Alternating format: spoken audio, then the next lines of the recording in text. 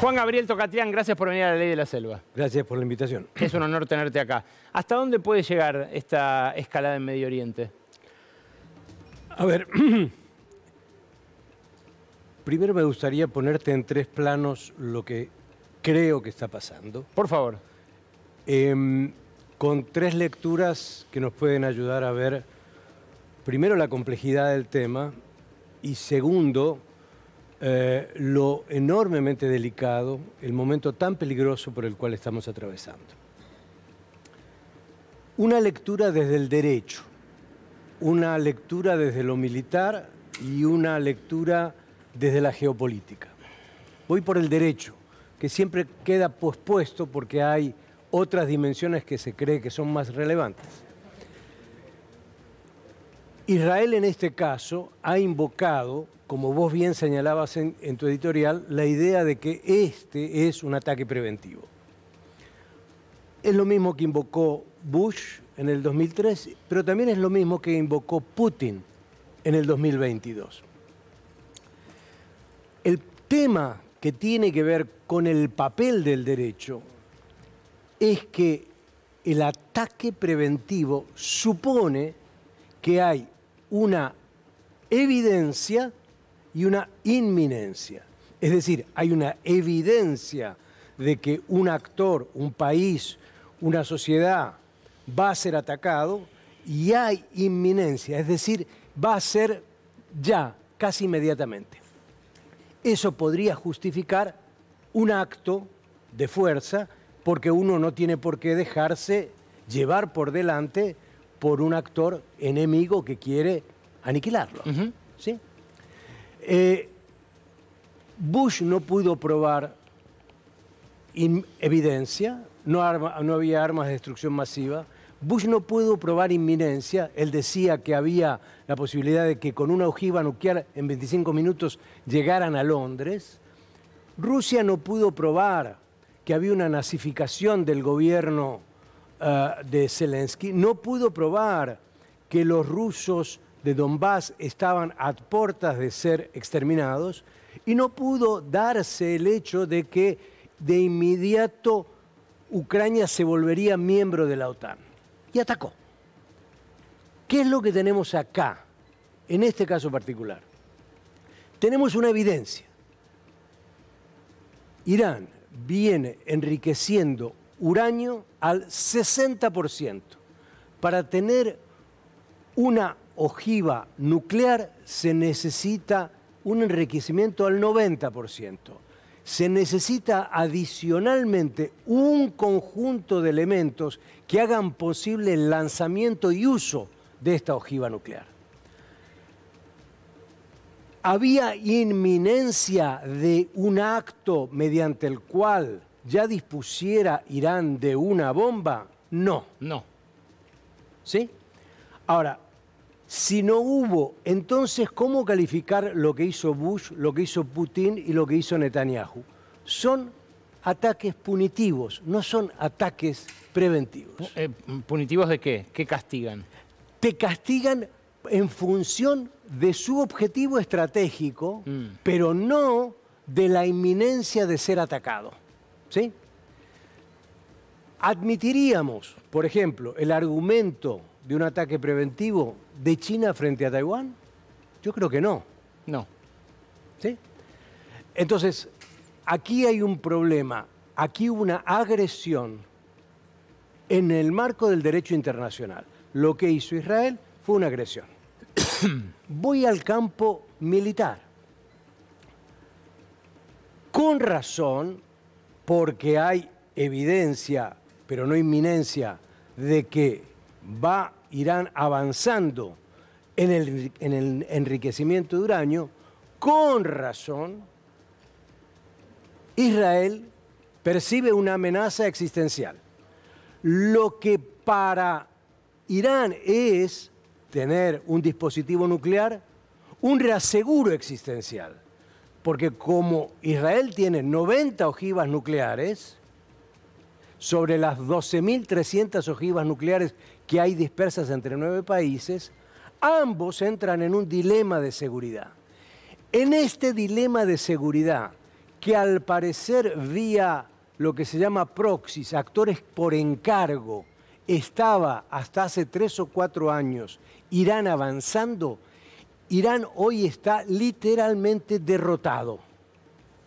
Perdió con Hamas, perdió con Hezbollah, está debilitado los Houthis, perdió en Siria, perdió con los chiitas de Irak. Irán está en el momento más débil política y militarmente hablando. Y por lo tanto es gracias a esta debilidad que Israel encuentra una buena razón para decir, si estos van a tener la bomba mañana, mejor los noqueo hoy. Ahora, ese momento, esa decisión de hacerlo ahora, ¿a qué responde para vos, Juan Gabriel? ¿A la crisis política en derredor de Netanyahu? ¿A un intento de huir para adelante? ¿A una decisión coordinada con Trump? ¿No coordinada? Porque también en eso fue confuso este fin de semana. Aquí hay varios elementos que creo siguen siendo opacos, para ponerlos de alguna manera. Yo soy de los que no cree que este ataque punitivo haya sido una distracción frente a lo que pasa en Gaza. Lo de Gaza es tan monumental, es tan terrible, es tan global en el sentido de su impacto, que nada lo sustituye. Lo que creo que es fundamental es entender el debilitamiento de Irán. Y lo otro que hay que entender es que estas operaciones son operaciones que se hacen en un periodo de tiempo muy largo. Hace mucho tiempo que Israel está planeando esto. Pero hace mucho tiempo que muchos planean cosas. Te doy 3 ejemplos también. A partir del 93 se hace el primer plan para tumbar las Torres Gemelas. Se reactiva en el año 96 y se lleva a la práctica en el año 2001.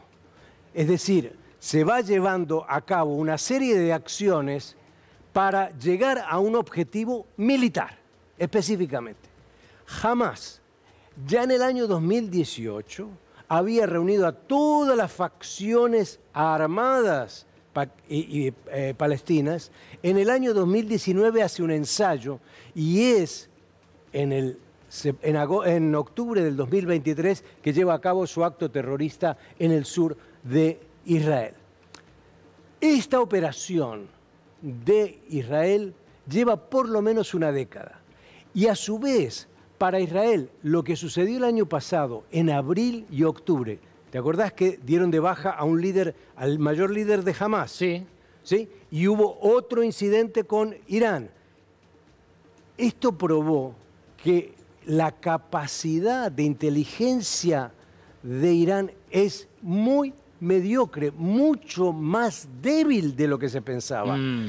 Eso alentó, por otro lado, a que la Mossad hiciera una acción de penetración inusitada, porque la precisión de lo que ocurrió en estos 3 días... Requiere mucho trabajo en el campo, mucho trabajo en el campo, mucho trabajo de penetración, mucho contraespionaje, contrainteligencia. Alucina ver cómo a 2.000 kilómetros le volaron el departamento 9A a un jerarca militar o a un científico y no el 9B, ¿no? Pero también, o sea, ¿por qué estaba el 9A durmiendo? Porque el 9A, posiblemente, es una conjetura, por supuesto. Sí. Yo creo que los iraníes estaban confiados del proceso de diálogo con el gobierno de Estados Unidos. Y ahí es donde entra lo de la coordinación o no. Y ahí entra la opacidad del nivel de coordinación o no. ¿Vos qué crees? Yo creo que aquí había muchos elementos entrecruzados de información de inteligencia y compartidos. Por ejemplo, el embajador de Estados Unidos, Huckabee, en Israel, al ver que un segmento de la coalición de Netanyahu estaba por provocarle potencialmente una caída, insistió sistemáticamente en las últimas 2 semanas, no se quiebren ahora porque el tema es Irán. No se quiebren ahora porque el tema es Irán. Uno de los primeros golpeados, decapitados, fue el principal negociador que estuvo en Omán y en Italia, Shakami. Digo, algo de todo esto tiene que haber sido dialogado, acordado, de una manera explícita o implícita. ¿Para qué? Para que Estados Unidos no se meta. Trump no quiere meterse en una guerra. E Israel está dispuesto ahora a decir, en este momento de debilidad, si yo voy adelante, la puedo ganar. Solo, sin la presencia directa de Estados Unidos. Sin la presencia directa de Estados Unidos, aunque Estados Unidos y el Reino Unido ofrecen todo tipo de asistencia para la interceptación de misiles iraníes. Juan, ¿te puedes quedar 5 minutos en la tanda? Dale. Porque te quiero preguntar 2 cosas más. Insistir con la primera que te dice hasta dónde puede llegar esto, pero también preguntarte por Milei, porque uno ve ese comunicado y piensa, ¿dónde están los diplomáticos? ¿No? Sí.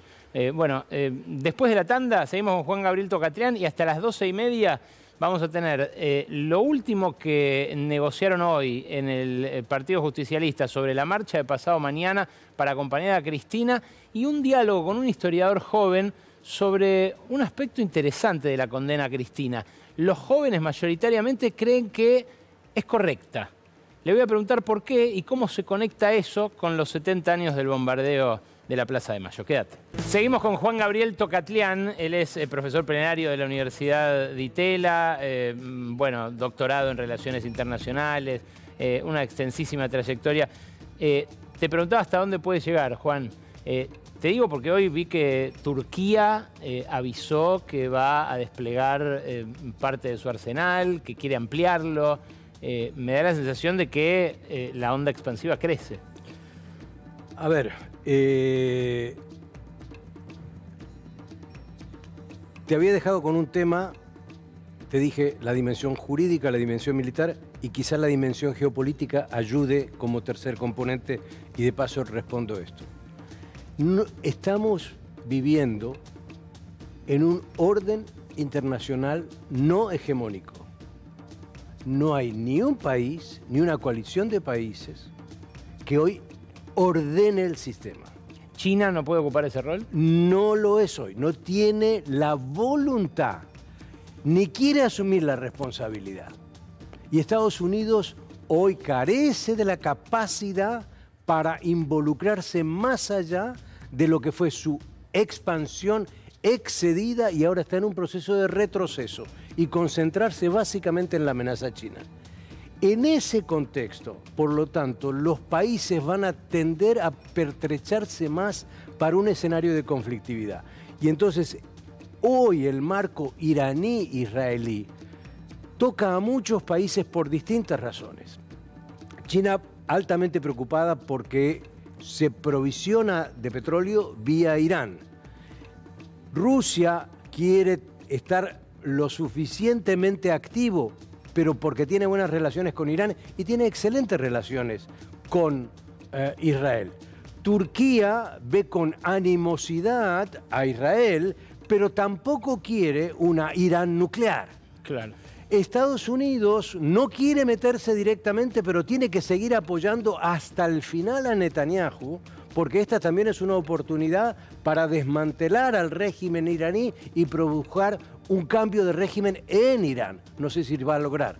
Pero lo que quiero decir es que en esta pulseada se van acomodando distintos actores. ¿Hacia dónde va eso? Yo te diría que el problema fundamental es que se están bajando los umbrales para el uso de la fuerza y se está coqueteando en exceso quizá con la posibilidad de algún tipo de enfrentamiento mayor. Hay análisis, los europeos están preparándose, según algunos analistas europeos, antes de 5 años va a haber una gran confrontación con Rusia. Estados Unidos se viene preparando básicamente para una eventual gran confrontación con China. Entonces, estos dispositivos locales o se contienen o se van esparciendo. Y lo que pasa acá es que nadie quiere en el fondo que esto salga del marco de Medio Oriente. ¿Por qué? Porque históricamente Medio Oriente, yo diría que Occidente se dio el lujo de organizar el caos en Medio Oriente. Y ahora nadie sabe ¿qué demonios hacer con Medio Oriente? Claro. Ahora, me preguntabas por Milei. Bueno, Sí, ¿qué tenemos que hacer nosotros en ese entuerto, ¿no? Eso me pregunto. ¿Por qué sacar un comunicado tan airado contra Irán luego de haber estado el presidente hasta 2 horas antes del ataque en Israel?